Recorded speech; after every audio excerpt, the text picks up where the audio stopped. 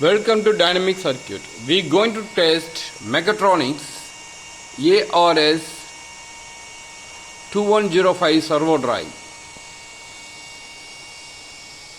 It's originally unable to power on. After we repair, you can see here the power on and the ready command is here. This is our servo motor to test it. We are going to test right now with using software. This is our software for the Metronix servo drive. We are going to detect the automatic.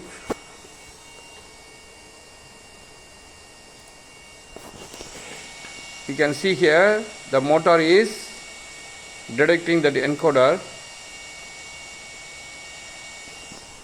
You can see here the encoder detection is successful. Successfully we are repaired Metronix servo drive using in industries. Please visit for your repair solution Dynamic Circuit. Thank you very much for watching this video.